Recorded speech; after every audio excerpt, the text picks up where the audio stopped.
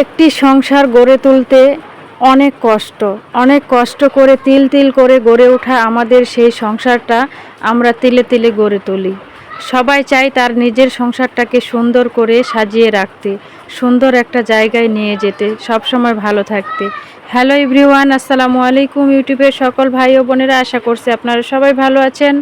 আলহামদুলিল্লাহ, আপনাদের দোয়াতে, সৃষ্টিকর্তার অশেষ অশেষ রহমতে আলহামদুলিল্লাহ আমিও অনেক ভালো আছি।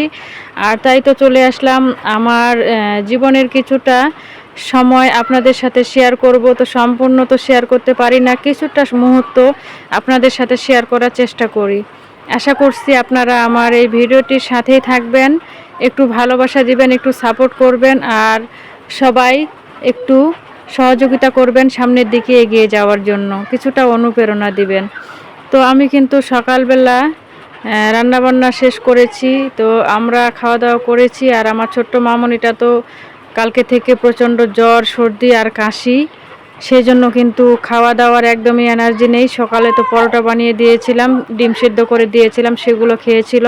তো এখন কিন্তু দুপুর হয়ে গেছে, সে এখনও খাওয়া দাওয়া করেনি, গোসল করলো। গোসল করে এখন আমি তাকে একটু ভাত নিলাম যে খাওয়াই দিই। সে কিন্তু খেতেই চাচ্ছে না, বলতেছে আম্মু আমি খাবো না, আমাকে খেতে ইচ্ছা করে না, আর অনেকটা দুর্বল হয়ে গেছে না খেয়ে।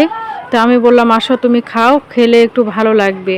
তো ও কিন্তু উঠেও বসতেছে না, ও বসে বসে বলতেছে আমি শুয়ে শুয়েই খাবো। আমি বললাম না মা, শুয়ে শুয়ে খাওয়া যাবে না, তুমি উঠে বসো, তখন আমি তোমাকে কার্টুন দিব। ও কিন্তু কার্টুন দিব এই কথাটা বললাম, তখন বলতেছে আচ্ছা ঠিক আছে আমি খাচ্ছি। তো এই আর কি, আসলে সন্তানরা আমাদের চোখের মণি, তাই না?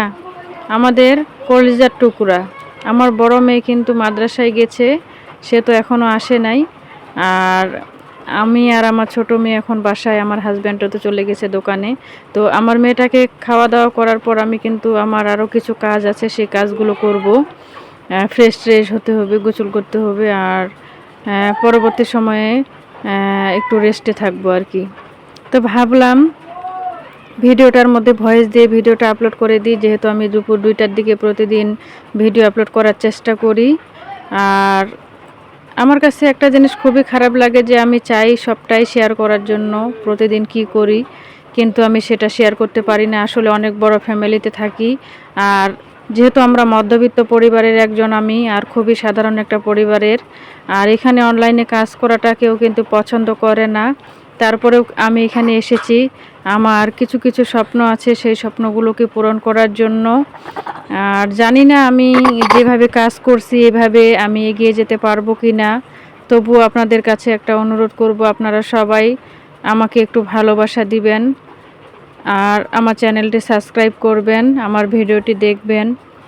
কেমন লেগেছে আপনারা অবশ্যই কমেন্ট করবেন।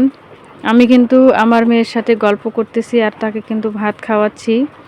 তো খেতে খেতে কথাও বলতেছি। তো আমার ছোট্ট মামনিটার জন্য সবাই দোয়া করবেন, সে যেন তাড়াতাড়ি সুস্থ হয়ে ওঠে। আর আসলে একটা সংসারে আমাদেরকে অনেক কষ্ট করে একটা সংসার তিল তিল করে গড়ে তুলতে হয়। যখন আমার বিয়ে হয় তখন আমার কিচ্ছু ছিল না, আর এখন ধীরে ধীরে একটি দুটি করে সংসারের অনেক কিছুই হয়েছে, এখনও অনেক কিছুই। ছোটবেলা আমি ছিলাম না, আমার মা কিন্তু ছোট ছিল। তুমি তখন কোথায় ছিলা? আমি তখন আল্লাহর কাছে থাকিলাম। হ্যাঁ, আর যখন আমি তো তখন ছোট ছিলাম না, আমার মা আমার পেটে আর নানি পেটি হয়েছে। হ্যাঁ, তারপরে আমার আপু হয়েছে, তারপরে আমি হয়েছিলাম ছোটবেলায়।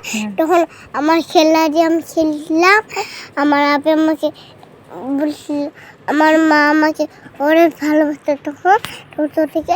তুমি আম্মুকে কতটা ভালোবাসো বলো? আমি আমার আম্মু তো বেশি ভালোবাসি। আর আমার আমার ভিডিও দেখলে কমেন্টে সাবস্ক্রাইব করবেন আর লাইক করবেন। আমি এদিক দিয়ে ভয়েস দিচ্ছি, আর আমার ছোট্ট মেয়েটা বলতেছে আম্মু আমিও একটু বলবো, মানে খুবই বায়না করতেছে যে মা আমিও একটু বলবো। আমি বললাম যে আচ্ছা নাও বলো তুমিও। তো আপনারা তো শুনতেই পাইলেন যে আমার মেয়ে কী বললো, ও কিন্তু কথাবার্তায় অনেক স্ট্রং আর খুবই কিন্তু চঞ্চল আমার মেয়ে আর অনেক চালাক। সবাই ওর জন্য দোয়া করবেন আর সবাই আমাদের পাশে থাকবেন আশা করছি। আপনারা সবাই আপনাদের মতামত অবশ্যই কমেন্ট বক্সে জানাবেন। আপনাদের সবার জন্য অনেক অনেক দোয়া রইল। আজকের মতো এখানেই শেষ করলাম। সবাই ভালো থাকবেন। আল্লাহ হাফেজ।